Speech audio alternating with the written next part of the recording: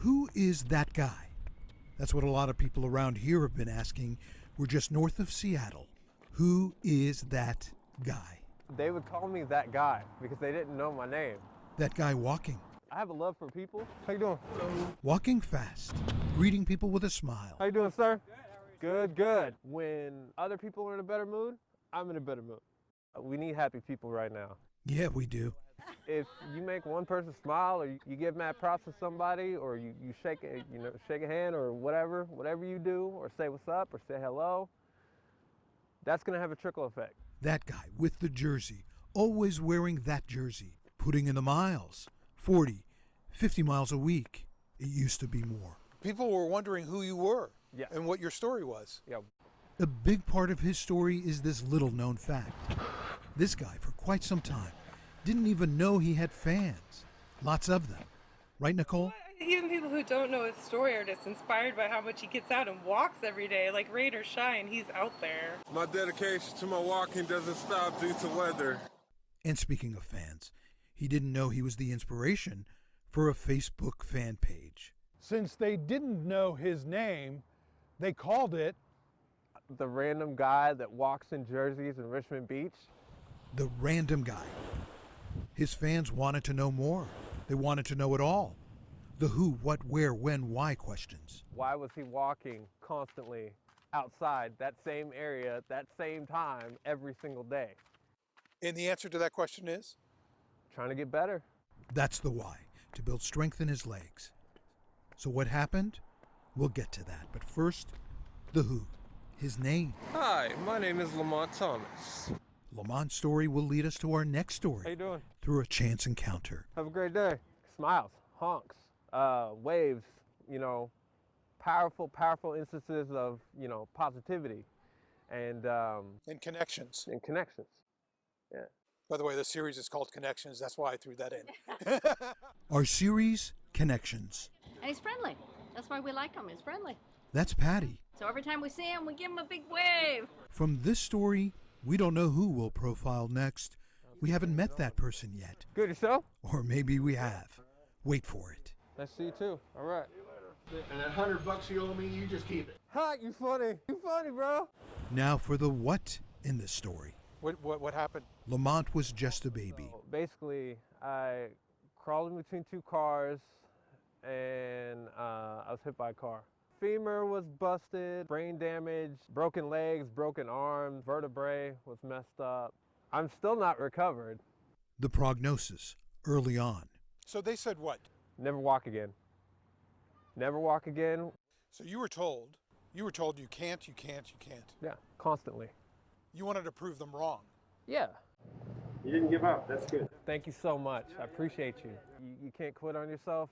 Being in a wheelchair and that, going from a wheelchair to a walker to wheelchair to a walker to finally being able to walk on your own. That didn't happen until he was about 15, he says. It's all in his book. Actually, Lamont wrote two. The Walking Miracle, The Running Miracle. They're in the neighborhood bookstore. Here you are. This woman just got Lamont to sign her copy. Appreciate you. Thank you for the support. All right. And this woman, her name is Wendy. She's meeting Lamont for the first time. I remember one time. Another chance encounter. He got hit by a car at 18 months old, is that right? And taught himself to walk and to run. And that's amazing. That's amazing to me. And so I bought his book. Well, my name's Mary. Nice to meet you. It's an honor to meet you. Likewise. Thank you. Take care of yourself. Book's out now, and I'm, a two-time author, and they're like, oh, I know his name now. There you go. There you go. Now you know his story. That random guy who walks in jerseys in Richmond Beach. That's Patty. Are you from New York? No. I just love my jerseys. Oh yeah, he's an amazing inspiration for everybody. Take care. All right. An inspiration to Wendy, too. A half hour before this conversation, she'd been home. It had been a few days since you had been out. Yeah. Cooped up in her home, yes, because of COVID, Wendy decided to go on a bike ride. She stopped to get a bite to eat, and bam, chance encounter with Lamont and us. Well, let me just say that I'm so glad you did go out that day, because we wouldn't have met you otherwise. Thank you. Yeah, me too. We learned Wendy is an artist and struggling. She believes what the world needs now more than ever is more beauty. I want to bring smiles. I want to bring happiness. Wendy's story is next. Everybody needs a little joy in their life, no matter what that is. Everyone does have a story. We begin this story with a blank canvas. No colors have been chosen, yet. No decision what to paint, yet. Wendy Lundin Clark will decide. I love to go to the beach and paint. That's like my little art studio outside. For now, the canvas is blank. For now, anything is possible, like in life, when you're starting something new. That's a great way to put it. It's a new beginning, each painting. New beginnings. Sometimes by choice, sometimes not. I've been in the travel industry for over 20 years. I've had a really great career. That came, I guess, to an end a year ago today. That must have been the low point. Absolutely. Wendy has had to pivot. It's been a little bit tough. Like so many of us have had to pivot because of COVID. She's been on unemployment. Fortunately, her husband still has his job as a school teacher. The whole world has changed.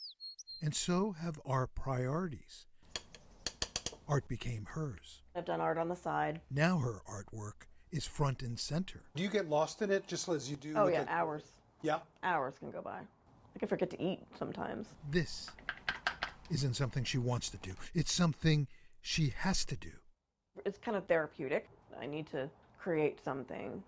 I noticed that your pieces are so colorful and joyful, and that's what we need right now. Yeah, absolutely. I love big, bold, vibrant colors. They make me happy. I just kind of do this until I like it. I only want like light to kind of go right through here.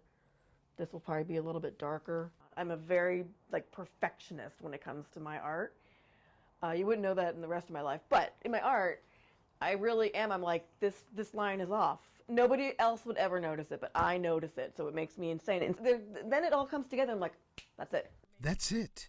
That's exactly what we thought when we met her. We were doing a story about Lamont at the time.